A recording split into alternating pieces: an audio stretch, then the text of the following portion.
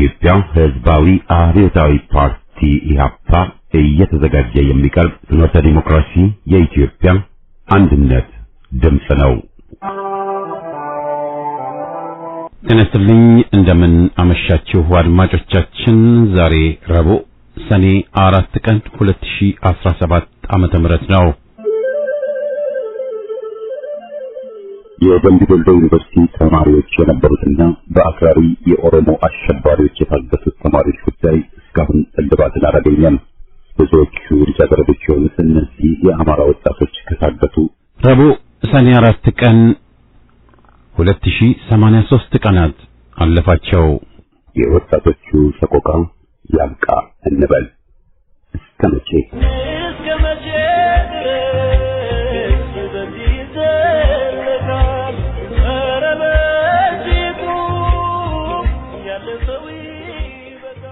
በቅድሚያ ዜና በማስከተልም ከኢትዮጵያ ሕዝባዊ አብዮታዊ ፓርቲ ኢህአፓ የተሰጠውን መግለጫ እናሰማለን። በማከታተልም ከዝግጅት ክፍላችን የቀረበ ጽሑፍ አሰምተን የዝግጅታችን ፍጻሜ ይሆናል። የአማራ ፋኖ ብሔራዊ ኃይል በጎጃም ቀጠና በርካታ አብይ ሰነቶችን አስመዘገበ። ንጹሃን በአገዛዙ እየተጨፈጨፉ መሆኑ ታወቀ። የአገዛዙ ስርዓት የአማራን ሕዝብ ለማጥፋት በድሮን በጀት በመድፍ በመጨፍጨፍ አልበቃ ሲለው ከመቀቤታቸው እየወጣ ሕዝባችን እየጨፈጨፈ ነው ሲሉ ምንጮች ገልጸዋል። እናንተ የፋኖ ቤተሰብ ናችሁ፣ ፋኖ ናችሁ፣ የፋኖ መረጃ ናችሁ በማለት ከመቀቤታቸው እየወጣ አማራ የሆነውን ሁሉ የዳቦ ስም በመስጠት በጅምላ እየረሸነ ይገኛል። የአማራ ሕዝብ እንደ ሕዝብ ሞት ተፈርዶበት መሄጃ የሌለው መንገዶች የተዘጉበት ሌላ ቦታ ሄዶ መስራት እንዳይችል ህገ መንግስት ተከልክሎ ህገ መንግስታዊ በሆነ መልኩ እንደ ህጋዊነት ተቆጥሮ በሄደበት ሁሉ እንደ በግ እየታረደ በሁሉም አካባቢ ተብሎ በተሰጠው ቤቱን ዘግቶ መኖር ቢሞክርም ከቤቱ ከእርሻ ቦታው ከእምነት ማምለኪያ ቦታው በግፍ እየተጨፈጨፈ ነው። በዛሬ ዕለትም አሸባሪና ዘራፊ ቡድን ትናንት ሰቀላ ወረዳ ግሻበ ከተማ ዙሪያ እንጂ ኩርሲ ቀበሌ 3 ንጹሃን ማፈር ከሶስት መካከል አንዱ ሹመት አቤልና የተባለ እድሜ 40 ዛሬ በአሰቃቂ ሁኔታ ረሽኖታል። የሟች ሹመት አቤልና ቀብሩ በአንድ ኦክሲ ቤተክርስቲያን የተፈጸመ ሲሆን የሟች ሹመት አቤልና ወንድም ባለፈው ዓመት የአፈር ማዳበሪያ ለማምጣት አገራማን ብሎ በወጣበት በዚህ ሰው በላ ቡድን መረሸኑም ተገልጿል። አዲስ አለማየሁ ክፍለ ጦር ደጃዝማች ተራጓር ልጆች ጀብድ ሰሩ። አገዛዙ ፎክሮ ወደ አማራ ከገባ ቀን ጀምሮ ሽንፈቱን እየተጎናጸፈ ይገኛል። እነመለ ዘለቀ ንጉስ ተክለ ሃይማኖት የመንፈስ ልጆች ጠላትን በመጣበት በማናገር በጠላት ላይ ከፍተኛ የሰውና የማቴሪያል ኪሳራ አድርሰዋል። በዚህ በሺ የሚቆጠሩ ሰራዊት ተደምስሷል። ሸዋችን ማቁሰል ተችሏል። ከነፍስ ወከፍ መሳሪያ እስከ ሞርተር መማረክ የተቻለ ሲሆን ሱሪን አስፈልቀው አለው ብሎ የመጣውን ያገዛዙ ኃይል የቴዎድሮስና የሚኒሊክ መንፈስ የተላበሱት የአማራ ልጆች መሳሪያንም ሱሪንም እያሰለቁ በባዶ እግሩ እንዲጓዝ ማድረጋቸው ይታወቃል። ጎጃም አገምድር ክፍለ ጦር በትናንትናው ዕለት ምሽት 5 ሰዓት ብርጌዶች ወደ ውጊያ አድርገዋል። ባዶ ጊዮ ላይ በጥላት ላይ ድል ተቀዳጅተዋል። ጊዮን ብርጌድ፣ ዘንገና ብርጌድ፣ ሳትማ ዳንጃ ብርጌድ፣ ቢትወደድ አያሌው መኮንን ብርጌድ እና አቤ ጎበኛ ብርጌድ ወደ ውጊያ ያደረጉ ሲሆን ጥላት በቁስም በሞራልም ከፍተኛ ኪሳራ ደርሶበታል። በዚህም ብዛት ያለው ሚሊሻ ለማበተናና ያገዛዙ ኃይል ወደ ላይ እየሸኘ ሲሆን በተመሳሳይ ብዛት ያለው ኃይልም ቁስለኛ ተደርጓል። ዙ 23 የወደመበት ከባድ ተጋድሎ ተደረገ።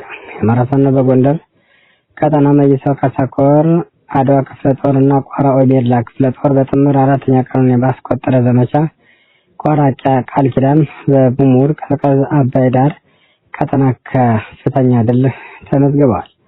ባለፉት 3 ቀናት ውስጥ በተደረገው መደበኛ አውደ ውጊያ አገዛዙ ለመገመት የሚያስቸግር ሁኔታ ከፍተኛ ሞትና ቁስለኛ ተደርጓል።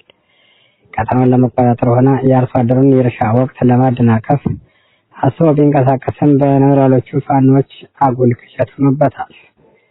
በዛሬው ዕለትም ሰኔ 4 ቀን 2017 ዓ.ም ከሙር ከተማ በቅርብ ርቀት በተደረገው አውደ ውጊያ የሰነበተ አስከሬንና ቁስለኛ ለማንሳት የገባው ኃይል ስለታፈነበት ተጨማሪ ጨምሮ ድሮን ተጠቅሞ የበለጠ ከፍተኛ ሞትና ቁስለኛ ሆኖ እንዲሁም ከፍተኛ ጉዳት አስመዝግቦ ወጥቷል። በዚህ የተበሳጨ አገዛዙ ኃይል የማፊያ ሰራዊት ንጹሃንን ከቤት እያወጣ እርሻ ቦታ እያያዘ ረሽኗል። ሰኔ 4 2017 ከቀኑ 6:30 ላይ አገዛዙ 2 ጊዜ አባይ ዳር ላይ የድሮን ጥቃት ፈጽሟል። በድሮን ጥቃትም 1 ንጹሃን በጥቃቱ ሲገደል 4 ንጹሃን ቁስለኛ ሆነዋል። አገዛዙ የፋኖችን በትር መቋቋም ሲያቅተው ንጹሃን ኢላማ ያደረገ ጥቃት እየፈጸመ መሆኑንም ለማረጋገጥ ችሏል። የባህር ዳር ከተማና አካባቢ ነዋሪዎች ላይ የፋኖ ኃይሎች ከፍተኛ አስቸኳይ መልእክት አስተላለፉ። በጅምላ የሚጨፈጭፉትን ህዝብ አስገድዶና አስፈራርቶ ወደ አደባባይ በማስወጣት የፖለቲካ ትርፍ አይገኝም ብለዋል። የባህር ዳርን ህዝብ ለሰልፍ እያዘጋጁ መሆኑ ተገልጿል።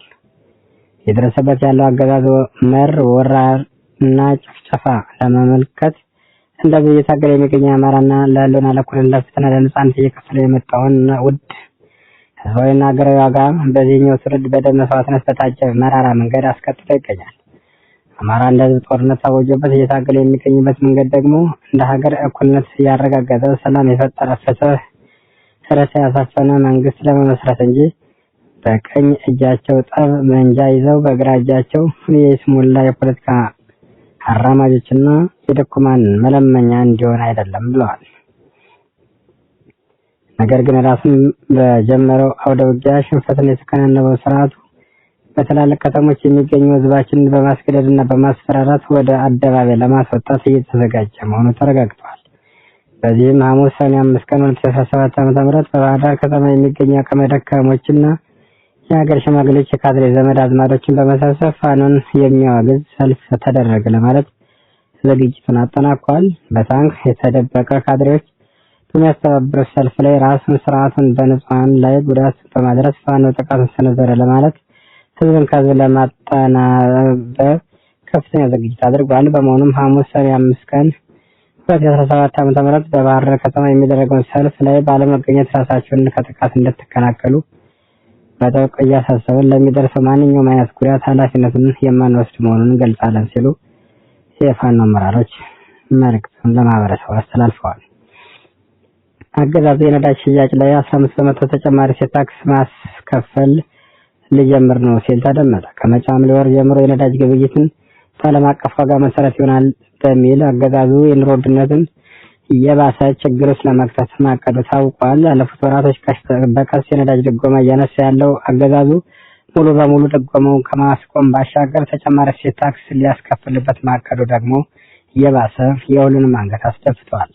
አገዛዙ የ2018 ረቂቅ በጀት ብሎ በዋጠው መሰረት ከነዳጅና የነዳጅ ውጤቶች 15% ቫት በማስከፈል ከ3 ቢሊዮን ብር በላይ ለመሰብሰብ እቅድ መያዙም ህዝብን እንደመሸጥ ይቆጠራል ተብሏል። የፌደራል መንግስት በሚል የ2018 የገቢ በጀት ለፓርላማው የቀረበው ረቂቅ በጀት ከስኳር 1.9 ቢሊዮን ብር ከጨው 337 ሚሊዮን ብር ተጨማሪ እሴት ታክስ ለመሰብሰብ አቅዶ እየተንቀሳቀሰ ይገኛል። ከዚህ ቀደም እንደ ዘይትና ስኳር ያሉ ምርቶች ታገዛዙ በኩል የሚጎዳውሙ ዋጋቸውን ተመጣጣኝ እንዲሆን ከተጨማሪ እሴት ታክስ ነፃ የነበሩ መሆናቸው የማይዘነጋ ቢሆንም አገዛዙና ግብረ አበሮቹ ግን ህብረተሰቡን አሁን ካለበት የኑሮ ውድነትና ሰቆቃ ወደ ባሰ ጭንቅ ከድጥ ወደ ማጥ ለማሸጋገር አቅደው እየሰሩ መሆኑ ታውቋል። ኢትዮጵያ ከቻይና ከፍተኛ ዕዳ ካለባቸው የአፍሪካ ሀገራት ሁለተኛ ሆና ተመዘገበች። ኢትዮጵያ ባለፉት 2 አስርት ዓመታት ውስጥ ከቻይና 14.5 ቢሊዮን ዶላር በመበደር ከቻይና ከፍተኛ ዕዳ ካለባቸው 10 የአፍሪካ ሀገራት ዝርዝር ውስጥ በሁለተኛ ደረጃ ላይ መቀመጧ ኢትዮጵያውያንን አንገት አስደፍቷል። ሀገሪቱ የሥራ ዕድል ፈጠራና የኑሮ ውድነትን ለመቀነስ በሚደረግ ስራ ላይ እንዳልተሰማራችና አጠቃላይ የሥራ ዕድል ፈጠራ በተመለከተ ወጣቱ የሥራ ውድድር የሚባል ካየ 3 ዓመታትን ባስቆጠረበት በዚህ ሰዓት ህብረተሰቡ የዕዳ ባለቤት መሆን የለበትም። ነገር ግን አገዛዙና ግብረ አበሮቹ ከቻይናና ከመሰል ሀገሮች ለመሳሪያ መግዣ የተበደረውን ዕዳ ሀገሪቱን አሩንቃ ውስጥ ከቷታል በሚል ዜጎቿ አንገታቸውን የደፉበት ትልቅ የጥቁር ቀን ሆኖ ተመዝግቧል። እንደ ቢዝነስ ኢንሳይደር አፍሪካ ዘገባ ቻይና ከ2000 እስከ 2023 ባሉት ዓመታት ከአፍሪካ ጋር የነበራት የፋይናንስ ግንኙነት በከፍተኛ ደረጃ አድጓል ያለች ሲሆን ይህ ግንኙነት በዋናነት በመሰረተ ልማት ላይ ያተኮረ በድሮኖች በመስጠት ለአፍሪካ አጋርነቷን ያሳየችበት ከፍተኛ ተበዳሪ በመሆን አንጎላ 46.0 ቢሊዮን ዶላር በመበደር ደረጃውን ስትመራ ኢትዮጵያ በ66 ስምምነቶች 14.5 ቢሊዮን ዶላር በመበደር ሁለተኛ ደረጃ ላይ ትገኛለች በሚል ፍጹም መሪ አልባ ሀገራት ሊያደርጉት የማይችሉት ቀውስ ውስጥ መግባቷ ያሳዝናል። ኢትዮጵያን በድር ለባቡር ሐዲድ ለኤሌክትሪክ ኃይል ፕሮጀክት በሚል ለይስሙላ ሪፖርት ያቀረበች ቢሆንም እንኳን ሀገሪቱ ግን ሙሉ በሙሉ ይህንን ብድር ያዋለችው ያገዛዙን የግዛት ዘመን ለማራዘም ሲባል ከድሮን ጀምሮ ከባድ የነፍስ ወከፍና የቡድን መሳሪያ መግዣ እንዳዋለችውና ሙሉ በሙሉ ለጦርነትና ለሰራዊት ፍጆታ እንዳዋለችው ሀገሪቱም በዚህ ልክ አሩንቃ ውስጥ መግባቷ የሚያሳዝን መሆኑን የበርካታ የውስጥ አዋቂ መረጃ ምንጮች ዜናው በዚያ በቃ።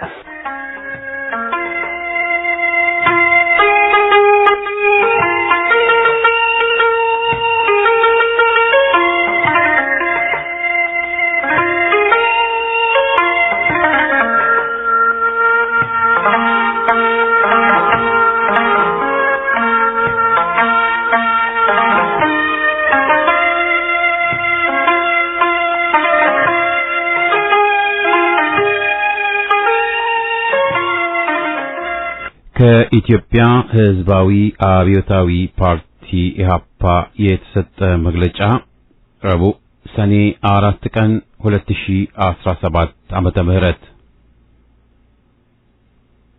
የዘረኛ ፋሽስትና የባዕድ ጥቅም አስጠባቂ የፖለቲካ ደላላዎች ይወገዙ።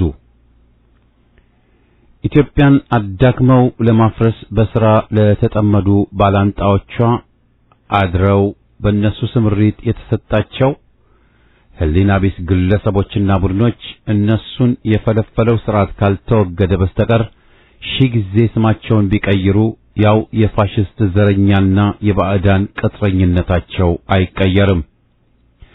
ወደ ኋላ መለስ ብለን የአገራችንን የትግል ታሪክ ብንመለከት ከፋሽስታዊ ወታደራዊ አገዛዝ እስከ ተገንጣይ ወያኔዎች ከወያኔዎቹም አሁን እስካለው የኦሮሞ ዘረኞች ሰው በላ አገዛዝ ድረስ ያለውን ብንቃኝ የዛሬን አፈጨሌዎች የህዝብ ድል ጭልፊቶች አቀራረብ ፍንትው አድርጎ የሚያሳይ ነው። የፋሽስታዊ ደርግ አገዛዝ የሰፊው የኢትዮጵያ ህዝብ መስዋዕትነትና ትግል ያመጣው የመንግስት ለውጥ በጥቂት ምርጥ መኮንኖች ተጠልፎ ያለምንም ደም ኢትዮጵያ ትቅደም መዝሙር ባዶ ተስፋ እያሰሙ ስልጣናቸውን በማጠናከር በሰፊው ህዝብ መስዋዕትነት የመጣው ለውጥ ተነጠቀ። ህዝብ የበይ ተመልካች እንዲሆን መገደዱ ብቻ ሳይሆን አብዮቴን መልሱ ብሎ በጠየቀ የቀይ ሽብር የነጻ እርምጃ ፍጅት ታወጀበት። የወያኔው ዘረኛ አምባገነን ስርዓትም እንዲሁ በአለቆቹ ምዕራባውያን አጋፋሪነት ስልጣን ሲቆናጠጥ ለኢትዮጵያ ህዝብ ቃል የገባው ጦርነት ላንዴና ለምን ጊዜም ያበቃል።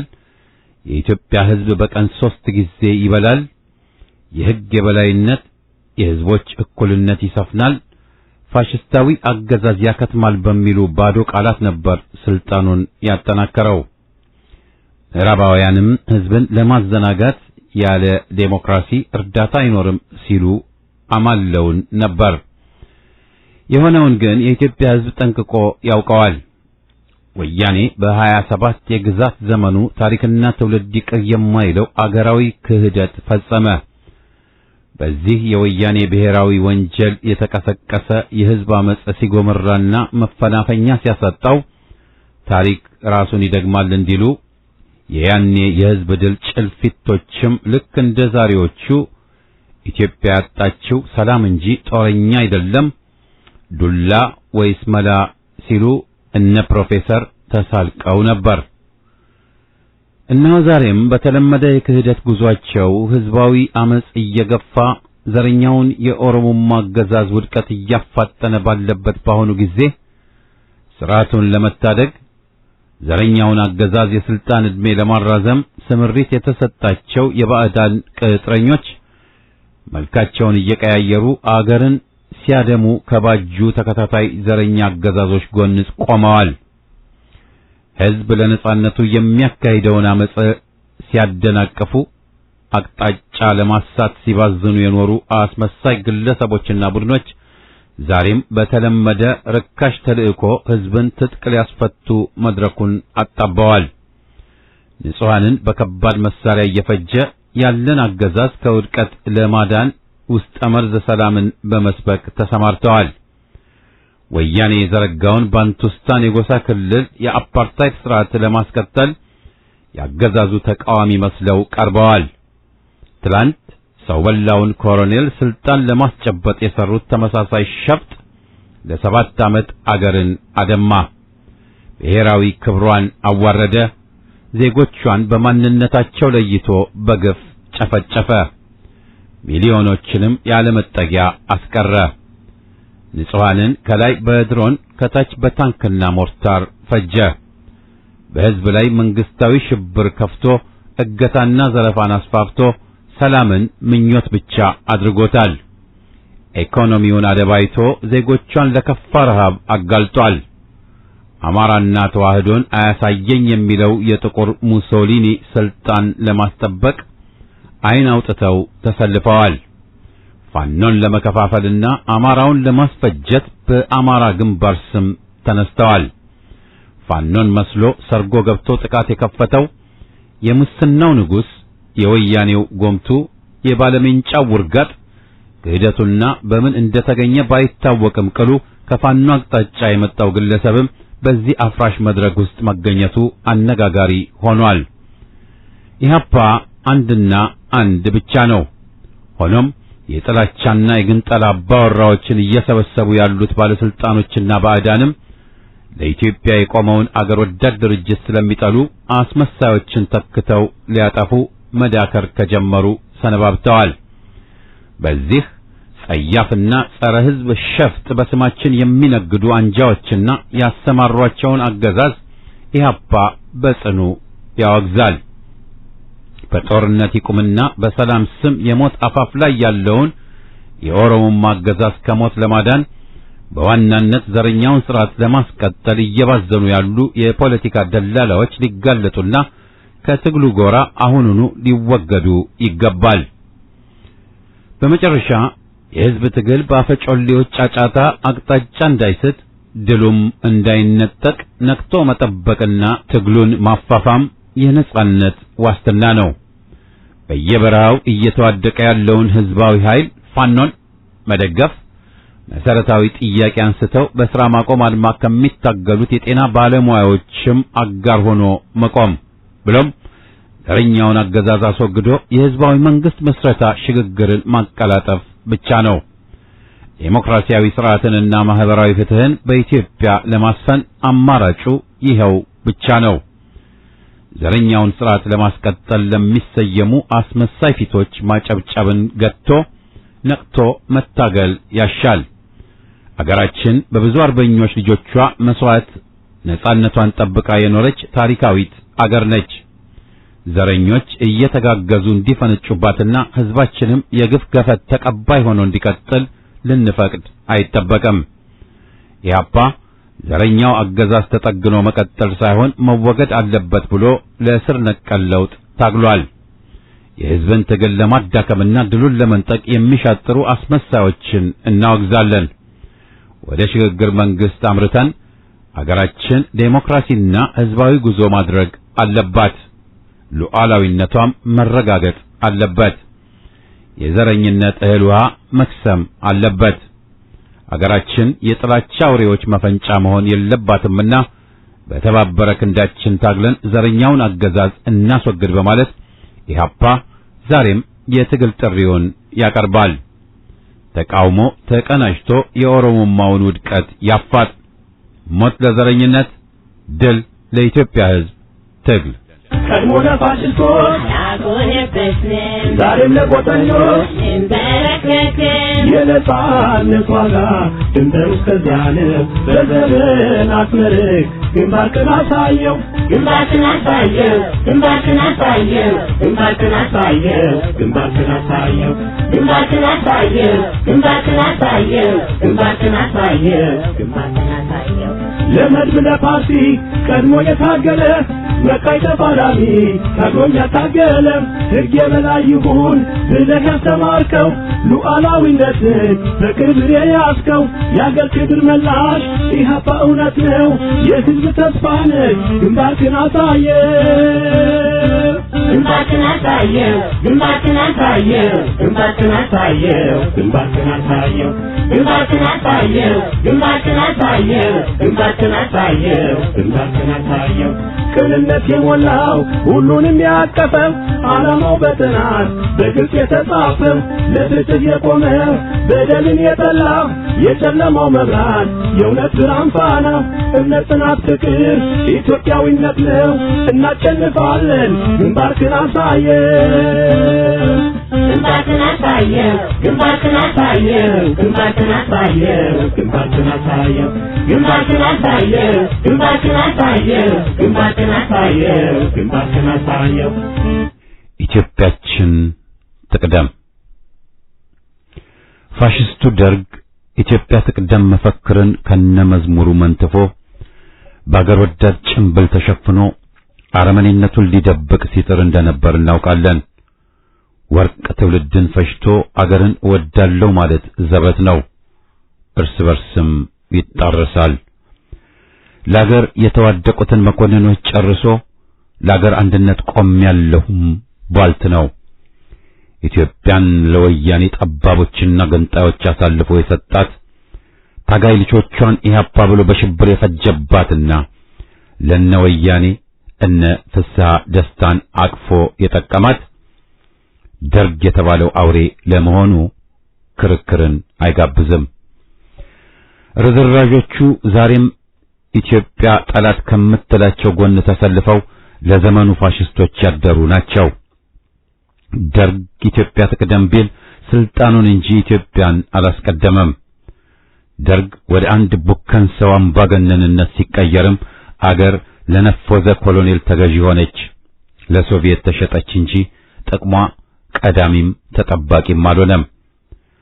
ታሪክ ምንኛ በሐሰት ናዳ ቢደበድቡት ውሸታቸውን ቅንጣትም ሐቅነት እስከ ዛሬ አልሰጠውም፣ የሚቸረውም አይሆንም። ስለዚህ እኛ ኢትዮጵያ ትቅደም ስንል ውድ አገራችን ብዙሃኑ ሕዝባችን ይቅደም ማለታችን ነው። ጠባብ ብሔረተኞች፣ ጎጠኞች፣ ባዕድነን ባዮች፣ አምባገነኖች ይቅደሙ ማለታችን አይደለም። የጉዳዩ አልፋ ኦሜጋ ውድ አገራችን ናት። አገራችን ደግሞ በዘፈቀደ ኢያሳቶን ኢትዮጵያ ብቻ ናት። ኦሮሚያ፣ ኦጋዴኒያ፣ ኦሮሞ አይካ፣ ኦሮሞ እስላሚያ የመንጋ ቄሮ መፈንጫ ማለታችን አይደለም። ፈረንጆች ልታሸንፋቸው ካልቻልክ ተደባለቅና ከውስጥ ቦርቡረህ ጣላቸው ይላሉ። የስፓኙ አምባገነን ፍራንኮ በማድሪድ ከተማ በተጻራሪዎቹ የሪፐብሊክ ኃይሎች መሃል ሰርጎ ገብ አምስተኛ ረድፍ አለኝ ይል እንደነበረው ነው። ፋሽስቱ ደርግ በጸረ ሕዝብ ዘመቻው የሚያግዙት ግን የሕዝብ ጎራነንም ብለው ብዙ ጉዳት ያደረሱ ዘመናዊ ባንዳ ያልናቸው የምሁር ስብስብ አጋሮች ነበሩት። ዛሬም ጥፋታቸውን ማመን አቅቷቸው በወንጀላቸው እንደጨቀዩ አሉ።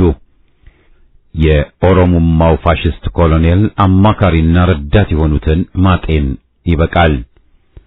በተጨማሪ የአንድን አገር ትቅደምና የበላይነት መፈክር በታሪክ ስናየው ብዙውን ጊዜ ወደ ትምክህትና ጽንፈኝነት መሰረት ሲሆን ታዝበናል። ጀርመን ከሁሉም በላይ ሆነ የእስራኤል ቀኝ ኃይሎች ብሔረተኝነት ምሳሌ ናቸው። ታላቂቷ ሶማሊያ ስሜት ለብዙ ጦርነት ምክንያት ሲሆንም አይተናል። አገር ወዳድነት ከትምክህትና ጭፍንነት ጋር ሳይቆራኝ ዓለም አቀፋዊነት የዴሞክራሲ ስሜትን ሲያቅፍ ጤነኛ ነው። አሊያማ አውጣነ ነው። የወያኔና የኦሮሞማ ወንጀል ደግሞ አገር ሲሉ ብሔር ጎጣቸውን እንጂ ኢትዮጵያን አለማለታቸው ነው። በቅርቡ የኮሎኔሉ ጭፍሮች ባደረጉት ስብሰባ አንድም የኢትዮጵያ ሰንደቅ ዓላማ ሊታይ አለመቻሉ በስህተት አልነበረም። ኮሎኔሉ ስልጣን እንደያዘ በአሜሪካ ከሚኖሩ ጠባቦቹ ጋር ስብሰባ ሲጠራ ከኦነግ ቡትቶ ውጭ የኢትዮጵያ ሰንደቅ ዓላማ አልታየም ነበር። ይኸው ተደላደልኩ ሲል አረንጓዴ፣ ቢጫ፣ ቀይ የታሪካዊ ሰንደቅ መያዝ የሚያስቀጣ ጥፋት ሲባል ኢትዮጵያን እንወዳለን የሚሉም ክፍሎች የወያኔን ሰይጣናዊ ጨርቅ ማውለብለቡን ተያይዘውታል። ቅሌት ገና ከጠዋቱ አንዳንዶች አዲስ አበባን ያማረባቸው መስሏቸው ሸገር ሲሉ ይህን ተው ስንል መክረን አሳስበንም ነበር። የአዲስ አበባን ስም ሊሰርዙ ለሚፈልጉ የታሪክ ላጲሶች ተባባሪ አትሆኑ ብለን ይኸው ዛሬ ሸገር ብለው አዲስ አበባን ተኪ ክልል መስርተዋል። በቤት ግብር ሽፋን ስም ህዝቡን ሊያፈናቅሉና የአዲስ አበባና ወልቃይት ህዝባዊ ይዘትን ሊቀይሩም እየዘመቱ ናቸው።